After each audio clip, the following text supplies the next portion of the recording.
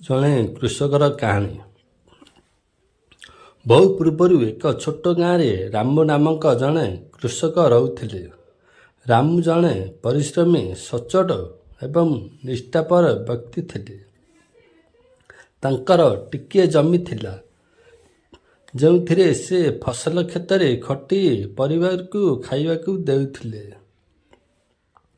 ତେବେ ତାଙ୍କର ଆର୍ଥିକ ଅବସ୍ଥା ବହୁତ ଭଲ ନଥିଲା।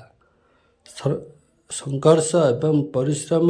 ପ୍ରତିଦିନ ସକାଳେ ସୂର୍ଯ୍ୟୋଦୟ ପୂର୍ବରୁ ରାମୁ କ୍ଷେତରେ ପହଞ୍ଚି ସନ୍ଧ୍ୟା ପର୍ଯ୍ୟନ୍ତ କଠିନ ପରିଶ୍ରମ କରିବେ।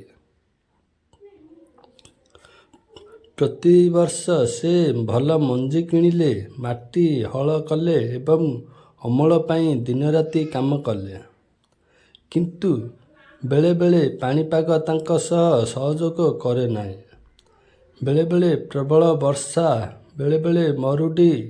ଥରେ ଗାଁରେ ପ୍ରବଳ ମରୁଡ଼ି ପରିସ୍ଥିତି ସୃଷ୍ଟି ହୋଇଥିଲା। ରାମୁଙ୍କ ଫସଲ ସମ୍ପୂର୍ଣ୍ଣ ନଷ୍ଟ ହୋଇଯାଇଥିଲା। ତାଙ୍କ ପାଖରେ ଖାଦ୍ୟ, ଶସ୍ୟ କିମ୍ବା ଖାଇବାକୁ ବାକି ରହିଲା ନାହିଁ। ଗାଁର ବାକି ଚାଷୀମାନେ ମଧ୍ୟ ନିରାଶ ହୋଇଥିଲେ। କିଛି କୃଷକ ସେମାନଙ୍କର ଚାଷ ଜମି ବିକ୍ରୟ କରି ସହରକୁ ଚାଲିଗଲେ। କିନ୍ତୁ ରାମୁ ପରାଜୟ ଗ୍ରହଣ କରିବାକୁ ମନା କରିଦେଇଥିଲେ। ଆଶା ଏବଂ ନୂତନ ପ୍ରୟାସ। ରାମୁ ଭାବିଲେ, ଯଦି ମୁଁ ଏଥର ତ୍ୟାଗ କରେ, ତେବେ ମୋର ପିଲାମାନଙ୍କର ଭବିଷ୍ୟତ ଦୁର୍ବଳ ହୋଇଯିବ।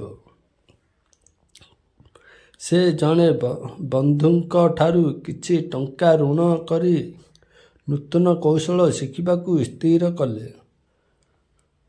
ସେ ନିକଟସ୍ଥ ସହରକୁ ଯାଇ ସେଠାରେ ଚାଷର ଆଧୁନିକ ପଦ୍ଧତି ବିଷୟରେ ସୂଚନା ସଂଗ୍ରହ କରିଥିଲେ। ସେ ଫେରି ନିଜ ଚାଷ ଜମିରେ ନୂଆ ପଦ୍ଧତି ବ୍ୟବହାର କଲେ।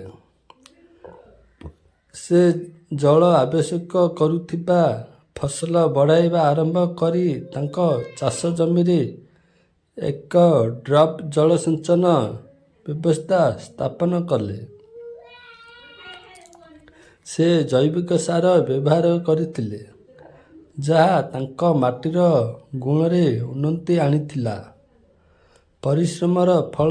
ଧୀରେ ଧୀରେ ରାମୁଙ୍କ କଠିନ ପରିଶ୍ରମ ଫଳ ଦେବା ଆରମ୍ଭ କଲା। ତାଙ୍କ ଫସଲ ବର୍ତ୍ତମାନ ପୂର୍ବ ଅପେକ୍ଷା ଭଲ ବଢ଼ିବାକୁ ଲାଗିଲା। ତାଙ୍କର ଉତ୍ପାଦନ ବୃଦ୍ଧି ପାଇଲା ଏବଂ ସେ ଫସଲକୁ ବଜାରରେ ଭଲ ମୂଲ୍ୟରେ ବିକ୍ରି କରିବା ଆରମ୍ଭ କଲେ।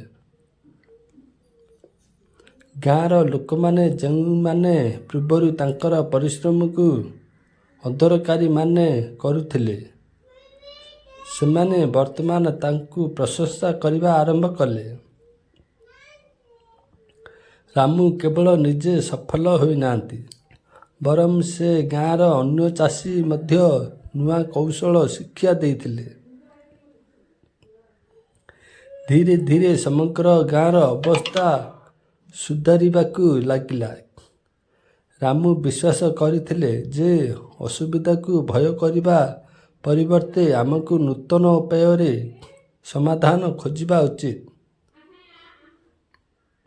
ଏହିପରି ରାମୁଙ୍କ କାହାଣୀ ପ୍ରମାଣ କରେ ଯେ କଠିନ ପରିଶ୍ରମ, ଧୈର୍ଯ୍ୟ ଏବଂ ନିଷ୍ଠା ସହିତ ପ୍ରତ୍ୟେକ ସମସ୍ୟାର ସମାଧାନ ହୋଇପାରିବ। ଏହି ଭିଡ଼ିଓଟି ଭଲ ଲାଗିଲେ ଚ୍ୟାନେଲଟିକୁ ଲାଇକ୍, ସେୟାର ଏବଂ ସବସ୍କ୍ରାଇବ୍ କରିବେ। ଜୟ ଜଗନ୍ନାଥ।